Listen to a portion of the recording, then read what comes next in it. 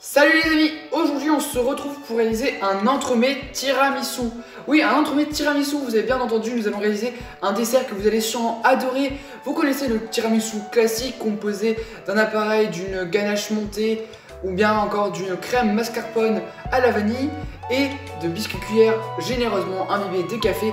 Alors aujourd'hui nous allons réaliser un tiramisu légèrement retwisté avec plus de goût, plus de chocolat, plus de sucre. Vous allez voir, vous allez vous régaler. Aujourd'hui, nous allons donc rajouter un insert ganache de chocolat. Vous allez voir, ça va apporter vraiment une touche délicieuse. Nous, on a adoré en tout cas. Alors, sans plus tarder, voici la vidéo. Tout d'abord, on vient faire fondre notre chocolat. Peu importe que ce soit au bain-marie ou au micro-ondes, tant qu'il est fondu, c'est bon. Pendant ce temps, on va pouvoir venir faire bouillir notre crème fraîche avec notre sirop d'agave dans une casserole.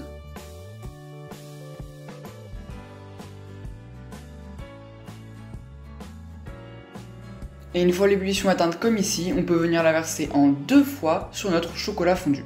Cela évitera que le mélange tranche. On mélange une première fois en faisant une émulsion, puis une deuxième fois tout en émulsionnant. Cela viendra lisser la ganache, regardez ce qu'on obtient. On peut alors la verser dans un moule de 14 cm de diamètre. Si vous n'avez pas de cercle comme moi, vous pouvez filmer de plastique un autre moule, avant de le placer au congélateur jusqu'au complet durcissement. Pour le biscuit cuillère, on vient venir verser les blancs d'œufs dans un bol avant de les monter en meringue. Pour cela, on ajoute le premier tiers du sucre quand les blancs commencent à mousser, le second tiers quand on voit les traces du fouet apparaître, et le troisième quand les blancs d'œufs commencent à se resserrer. On bat jusqu'à ce qu'on puisse avoir un beau bec d'oiseau. Regardez, comme ici. Avant de rajouter nos jaunes d'œufs, de mélanger délicatement à la maryse.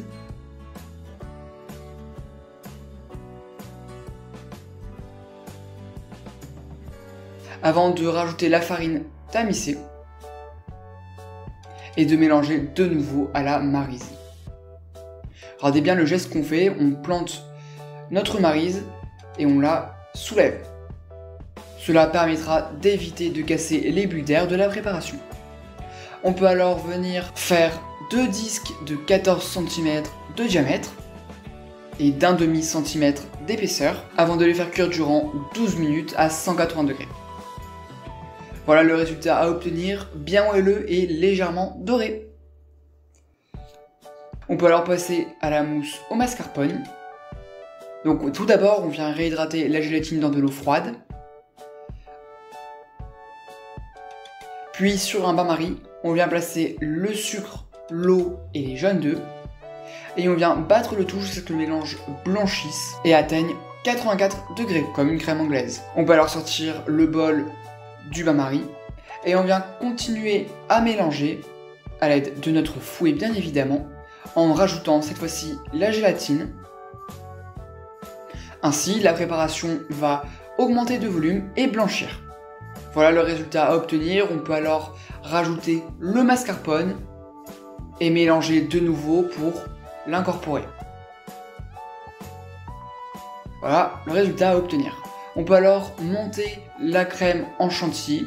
Je vous conseille d'utiliser un bol bien froid et un fouet bien froid, surtout si vous reproduisez cette recette en été. Et vous pouvez l'incorporer la chantilly en 2 fois au mélange précédent. Bien sûr en mélangeant tout délicatement afin de garder cette légèreté à l'aide d'une maryse, donc regardez bien le geste qu'on réalise. Et voilà la préparation à obtenir, assez ferme et très légère. On peut alors procéder au montage. Pour cela, dans un moule de 18 cm de diamètre et de 5 cm de hauteur, vous allez pouvoir verser la moitié de votre chantilly, en l'étalant bien évidemment sur les bords, avant de placer votre disque de ganache bien solide, puis un des biscuits que vous allez imbiber avec le café. N'hésitez pas à être bien généreux. On peut alors déposer une fine couche de notre mousse, déposer le second biscuit que l'on imbibe à nouveau, Puis on vient lisser le tout et combler le tout avec de la mousse. On peut placer l'entremets alors au congélateur durant toute une nuit ou jusqu'à ce qu'il a bien pris, avant de le démouler et de le saupoudrer de cacao en poudre. Et voilà, la recette est finie. Et regardez-moi comme il est beau, comme il est sublime. Il frappe à l'œil. Je trouve le visuel est très simple pour une fois, mais cette simplicité apporte vraiment quelque chose de magnifique.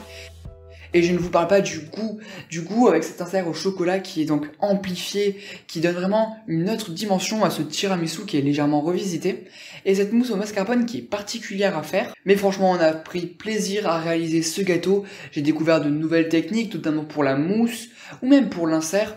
Et franchement, ce gâteau, il reste tout de même sublime et délicieux. Je vous le recommande donc pour vos petits desserts. Alors, si cette vidéo t'a plu, n'hésite pas à t'abonner à mon compte Instagram, liker la vidéo et à t'abonner à ma chaîne YouTube en activant la petite cloche pour ne rien rater des prochaines vidéos. Tu peux me dire en commentaire si cette vidéo t'a plu et quel prochain dessert voudrais-tu qu'on réalise. Et moi je te dis à bientôt.